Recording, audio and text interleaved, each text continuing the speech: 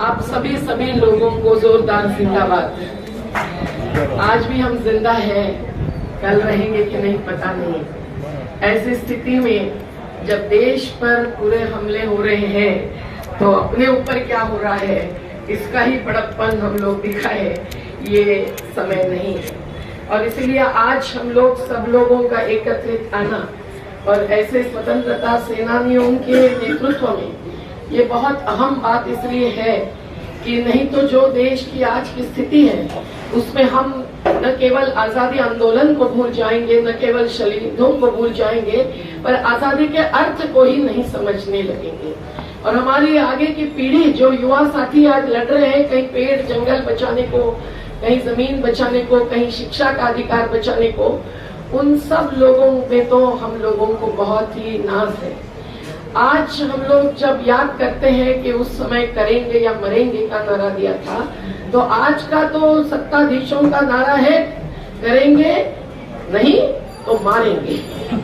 और इसीलिए हम लोगों को इस हिंसा के खिलाफ लड़ना ये हमारा अहम उद्देश्य होना चाहिए। पर हिंसा कितने प्रकार से हो रही है हम देख रहे हैं। उस समय भी अंग्रेजों का जो मकसद था इस पूरे देश को कब्जे में लेना, इनका मकसद है देश को बेच देना। और जिनको ये बेच रहे हैं वो अडानी नहीं है, वो बुद्धिमान है।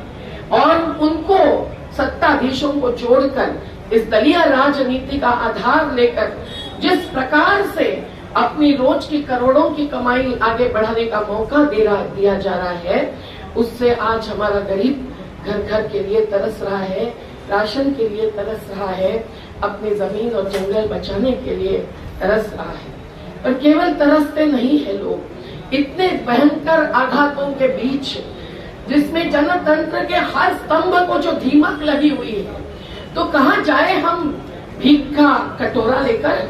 नहीं, ऐसी स्थिति नहीं है। आज हम मुंबई में बैठे हैं, अभी नया क्या राजनीतिक पहल होती है देखना बाकी है, नहीं तो कम से कम संवाद होता था। मध्य प्रदेश में बीच में 18 महीने हम लोग गेट खुला दिखते थे, दिग्विजय सिंह जी बैठते थे आके हमारे मीटिंगों में, कमलनाथ जी रूम छोड़कर चर्चा के लिए आते थे। लेकिन आज वो स्थिति नहीं है। मध्य प्रदेश उत्तर प्रदेश के राह पर चल रहा है और क्या महाराष्ट्र भी उसी ओर चलेगा, इसका जवाब हमको लेना है। पर देश भर फिर भी जो जन आंदोलन चल रहे हैं वो भी एक प्रकार के नए आजादी के आंदोलन ही है। हम स्थानिक क्षेत्र में जब काम करते हैं, हमारे धरातल में जब पांव रोए होते हैं, तो हमारा झंडा भी केवल घर के ऊंचा नहीं, सामूहिकता के साथ जो झंडा वंदन पहले होता था वो क्या अभी खत्म होगा? और घर जिसका नहीं है वो क्या झंडा नहीं फहराएगा? ये सवाल जो मन में आ रहा है, ऐसी योजनाएं और ऐसी घोषणाएं अंबानी के पॉलिएस्टर के झंडे के साथ चलती है। तो आप समझ लीजिए कि वो गांधी जी का संघर्ष और निर्माण दोनों का नारा नहीं, संकल्प नहीं, एक पथ। ये पथ हम लोगों को सत्य और अहिंसा के साथ साथ बहुत कुछ प्रेरणा देता है, मूल्यवान जिंदगी जीने का एक आधार बन जाता है। और इसीलिए आज हम लोग जब उनको याद कर रहे हैं, तो अरुणा असफ अली की प्रॉपर्टी भी जब्त हुई थी। उस दिन उनके मुंह से गांधी जी ने अपना संकल्प दोहराया था, एक महिला को चुना था। वो मुस्लिम महिला, ये कहने में शर्म आएगी मुझे क्योंकि वो तो भारतीय थी। भारत छोड़ो का नारा देने वाले यूसुफ मेहरअली नाम के ऊपर से पहचाना ये नहीं जाता है भारतीयता का नारा। तो इसीलिए ये तमाम लोगों की जो शहादत थी, उस शहादत को आज हम सलाम करते हैं। पर अभी अभी किसानों की शहादत, उसको भी भूलो मत, क्योंकि अभी भी किसान मजदूरों को न अपना न्यूनतम समर्थन मूल्य मिल रहा है, नहीं मजदूरों को अपनी न्यूनतम मजदूरी और रोजगार का अधिकार मिल रहा है। और इसीलिए साथियों, इस प्रकार के जो संघर्ष चल रहे हैं देश भर, उसका भी अपना अपना महत्व है हर जगह पर। अब उसको पिरोसने का काम कैसे करेंगे, ये जीजी बार बार कहते रहते हैं, उकसाते रहते हैं, प्रेरणा देते रहते हैं, लेकिन वो समझ में नहीं आए, ऐसी सबकी स्थिति है। पर दिग्विजय सिंह जी भारत जोड़ो यात्रा कर रहे हैं, तो नफरत छोड़ो के साथ भारत जोड़ो का भी नारा तुषार गांधी जी और दिग्विजय सिंह जी मिलकर दे रहे हैं, ऐसा समझिए। और ये बात निश्चित है कि आज मध्य प्रदेश जैसे राज्य में, न केवल उत्तर प्रदेश में, जो बुलडोजर को एक न्यायालय का दर्जा दिया गया, और सेंधवा में जब हम गए फैक्ट फाइंडिंग के लिए, हमको रोका, फिर भी हम दूसरी बार पहुंचे, तो कैसे जिन्होंने कोरोना के बाद हिंदू मुस्लिम न देखते हुए अंत्य संस्कार किए थे, ऐसे मोहम्मद समर जैसे व्यक्ति जो आज भी जेल में पड़ा हुआ है, हम शर्म करते हैं खुद पर कि हम लोग बहुत कम पढ़ते हैं। हम उनकी चार्जशीट नहीं, उनको बाहर लाना नहीं, कुछ भी संभव नहीं, ऐसी स्थिति महसूस करते हैं। और इसीलिए हमारे सभी साथी कोई मिल के श्रमिक है, वेतन के बिना साल भर से लड़ रहे हैं, 5 साल से लड़ रहे हैं। आज हमारे घर घर मांगने वाले मंडाला से माहौल तक के लोग यहाँ बैठे हैं। उसे लगता है कि हमारे इन तमाम आंदोलनों पर उनका आघात इसीलिए है क्योंकि हम जो पकड़ के रखना चाहते हैं, हमारा अधिकार जिस पर जताना चाहते हैं, वो देना लेना चाहते हैं, लूटना चाहते हैं, अधिग्रहित भी नहीं, आक्रमित करके और देना चाहते हैं अडानी और अंबानी को। इसीलिए तो नहीं झंडा घर घर फहराने का नारा हुआ, क्योंकि खादी की संस्थाओं से आज यहाँ झंडे आने वाले थे, हम उसको लगाने वाले थे घर घर हर एक के हाथ में, लेकिन उनको वो करने का सही मौका भी नहीं दिया।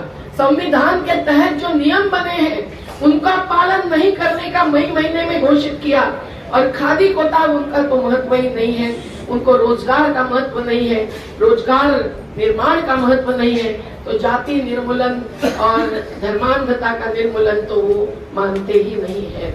ऐसी जो हालत देश की है, इसमें भी हम लोग इतनी हिम्मत के साथ चलते हैं, जी पारिक जी, अप्पा गांधी जी, तुषार गांधी जी, हिमांशु कुमार जी के साथ, तो हम लोगों को कोई कोर्ट में जाने की जरूरत है क्या? ये सवाल हमारे मन में आता है।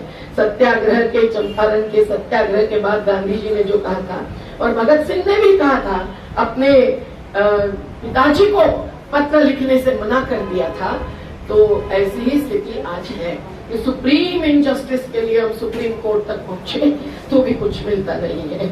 और इसीलिए जरूरी है कि जनता की अदालत बहुत ही सशक्त हो जाए, जनता की अदालत में निर्णय हो जाए। पर आज जन जन में भी उन्होंने विभाजन लाया है, तो इसलिए जनतंत्र से चलना है।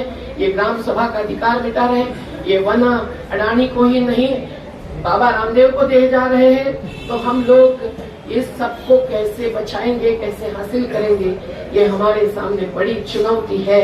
ये केवल दलीय राजनीति की चुनौती नहीं है।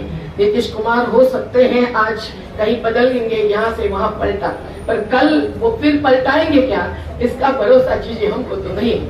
आपके साथ समाजवादी कांग्रेस के स्थापना दिवस को हमने मनाया, तब उन्होंने कहा था अपने भाषण में कि आप जैसे लोग राजनीति में क्यों नहीं आते।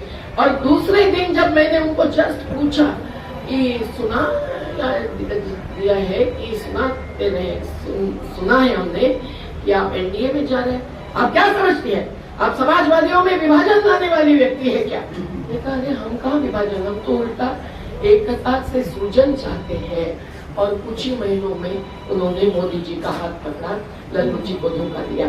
आज फिर क्या होगा पता नहीं है, पर बिहार हो या उत्तर प्रदेश हो, वहाँ के घर घर से निकल कर आए हुए हमारे मुंबई के गरीब लोग, इनको हम मानते हैं सही बिहारी है, और इनकी ताकत ही वहाँ सही राजनीति तय कर सकती है।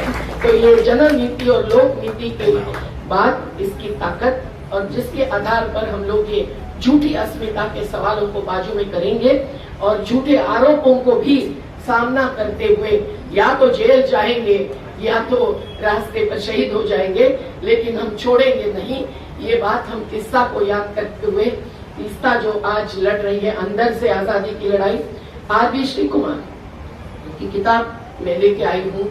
आपको पता होगा कि किस उम्र के हैं और कितने जगह जिलों में गुजरात के एसपी रहे हैं, डीआईजी रहे, और उन्होंने गुजरात बिहाइंड द कर्टन्स जैसे राणा अयूब में मिथिली त्रिवेदी का नाम लेकर जो गुजरात फाइल्स लाई, उसके बदले इन्होंने सेंधवा में 15 दिन भाजपा कार्यालय से ला कर जाकर दिखाई कश्मीर फाइल्स की फिल्म। तो ये जो दोहरी बात हो रही है, ये जो विभाजन है, उसमें हमारे और उनके बीच के में विभाजन है। इसलिए 4 लाइन उस दिशा में कहते हुए मैं अपनी बात समाप्त करती हूँ। एक हमारी एक है उनकी, मुल्क में है आवाजें दो। एक हमारी एक है उनकी, मुल्क में है आवाजें दो। अब तुम पर है कौन सी तुम आवाज सुनो, तुम क्या मानो। एक हमारी एक है उनकी। वो कहते हैं भूले बिसरे मंदिर मस्जिद याद करो, हम कहते हैं बेघर बेघर इंसान को आबाद करो, इंसान को आबाद करो। जिंदाबाद। ये आजादी अधूरी है, एक लड़ाई जरूरी है। ये आजादी अधूरी है, एक लड़ाई जरूरी